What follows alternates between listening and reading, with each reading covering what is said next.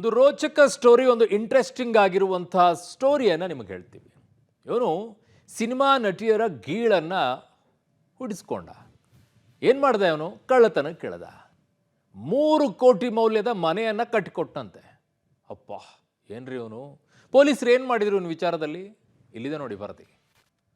Cinema ನಟಿಯರ ಗೀಳು, ಕಳ್ಳತನವೇ ವೃತ್ತಿ. ಐಷಾರಾಮಿ ಮನೆಗಳಲ್ಲಿ ಕಳ್ಳತನ, ಈಗ ಖಾಕಿ ಅತಿಥಿ.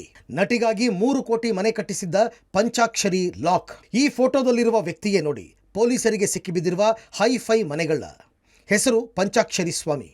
ಮಹಾರಾಷ್ಟ್ರದ ಸೊಲ್ಲಾಪುರ ಮೂಲದ ಪಂಚಾಕ್ಷರಿ ಸ್ವಾಮಿಗೆ ಚಿಕ್ಕ ವಯಸ್ಸಿನಲ್ಲೇ ಹೈಫೈ ಲೈಫ್ ಲೀಡ್ ಮಾಡಬೇಕು ಅನ್ನೋ ಆಸೆ. ಆದರೆ ದುಡ್ಡು ಬೇಕಲ್ಲ, ಹಾಗಾಗಿ ತನ್ನ 15ನೇ ವಯಸ್ಸಿಗೆ ಕಳ್ಳತನಕ್ಕೆ ಇಳಿದಿದ್ದ.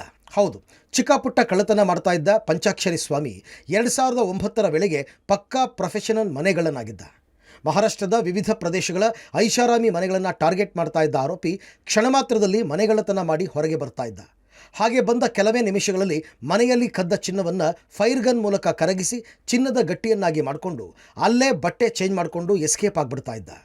ಈಗ ಖಾಕಿ ಕೈಯಲ್ಲಿ ತಗ್ಲಾಕೊಂಡಿದ್ದಾನೆ. ಮನೆಗಳ್ಳತನ ಮಾಡಿ ಚಿನ್ನವನ್ನು ಮಾರಿ ಲಕ್ಷಾಂತರ ರೂಪಾಯಿ ಸಂಪಾದನೆ ಮಾಡ್ತಾ ಇದ್ದ ಆರೋಪಿ ಪಂಚಾಕ್ಷರಿ ಸ್ವಾಮಿಗೆ ಹೈಫೈ ಲೈಫ್ ಸ್ಟೈಲ್ ಜೊತೆಗೆ ಹುಡುಗಿಯರ ಶೋಕಿ ಕೂಡ ಇತ್ತು. 10 ಯುವತಿಯರ ಜೊತೆ ದೈಹಿಕ ಸಂಬಂಧ ಇಟ್ಕೊಂಡಿದ್ದ ಈ ಮನೆಗಳ್ಳನಿಗೆ ಕೋಲ್ಕತ್ತಾದಲ್ಲಿ ಗರ್ಲ್ ಫ್ರೆಂಡ್ ಇದ್ಲು.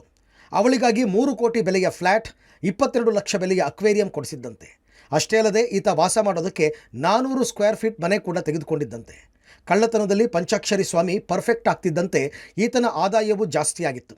ಪರಿಣಾಮ ಬಾಲಿವುಡ್ ಖ್ಯಾತ ಹೀರೋಯಿನ್ಗಳ ಮೇಲೆ ಈತನ ಕಣ್ಣು ಬಿದ್ದಿದ್ದು ನಾನೊಬ್ಬ ಬಿಸ್ನೆಸ್ ಮೆನ್ ಅಂತ ಪರಿಚಯ ಮಾಡಿಕೊಂಡು ಅವರ ಜೊತೆಗೂ ಸಲುಗೆ ಬೆಳೆಸಿದ್ದ. ಅವರಿಗಾಗಿ ಕೋಟಿ ಕೋಟಿ ಹಣ ಖರ್ಚು ಮಾಡಿದ್ದಾನೆ. ಮಡಿವಾಳ ಪೊಲೀಸ್ ಠಾಣೆಯವರು ಒಬ್ಬ ಕುಖ್ಯಾತ ಅಂತಾರಾಜ್ಯ ಕಳ್ಳನನ್ನು ಬಂಧಿಸುವಲ್ಲಿ ಯಶಸ್ವಿಯಾಗಿದ್ದಾರೆ. ಈತ 9ನೇ ತಾರೀಕು ಜನವರಿ ಒಂದು ಮನೆಗೆ ಬೀಗ ಹಾಕಿಕೊಂಡಿರ್ತಕ್ಕಂತಹ ಸಂದರ್ಭದಲ್ಲಿ ಮನೆಯ ಬೀಗವನ್ನು ಮುರಿದು ಸುಮಾರು 450 ಗ್ರಾಂ ಚಿನ್ನಾಭರಣ ಮತ್ತು ಬೆಳ್ಳಿಯ ಆಭರಣಗಳನ್ನು ಕದ್ಕೊಂಡು ಹೋಗಿರ್ತಾನೆ. 20ನೇ ತಾರೀಕು ಆತನನ್ನು ಬಂಧಿಸುವಲ್ಲಿ ಯಶಸ್ವಿಯಾಗಿರ್ತಾರೆ ಮತ್ತು ಬಂಧಿತನಾಗಿರ್ತಕ್ಕಂತಹ ವ್ಯಕ್ತಿ ಮೂಲತಃ ಸೊಲ್ಲಾಪುರ ಮಹಾರಾಷ್ಟ್ರ ರಾಜ್ಯದವನಾಗಿದ್ದು ಈತನ ಮೇಲೆ ಈ ಹಿಂದೆ 150ಕ್ಕೂ ಹೆಚ್ಚು ಇದೇ ರೀತಿಯ ಕಳ್ಳತನದ ಪ್ರಕರಣಗಳು ದಾಖಲಾಗಿರ್ತಕ್ಕಂಥದ್ದು ಕಂಡುಬರುತ್ತದೆ. ತೆಲಂಗಾಣ, ಮಹಾರಾಷ್ಟ್ರ, ಗುಜರಾತ್ ಮತ್ತು ಕರ್ನಾಟಕ ಈ ಎಲ್ಲ ರಾಜ್ಯಗಳಲ್ಲಿ ಈತ ಕೈಚಳಕ ತೋರಿಸಿದ್ದು ಇದು ಒಂದು ಅತ್ಯುತ್ತಮವಾಗಿರ್ತಕ್ಕಂಥ ಒಂದು ಪತ್ತೆಕಾರ. ಈ ಕುಖ್ಯಾತ ಕಳ್ಳನನ್ನು ಬಂಧಿಸುವಲ್ಲಿ ಮಡಿವಾಳ ಪೊಲೀಸರು ಯಶಸ್ವಿಯಾಗಿದ್ದಾರೆ.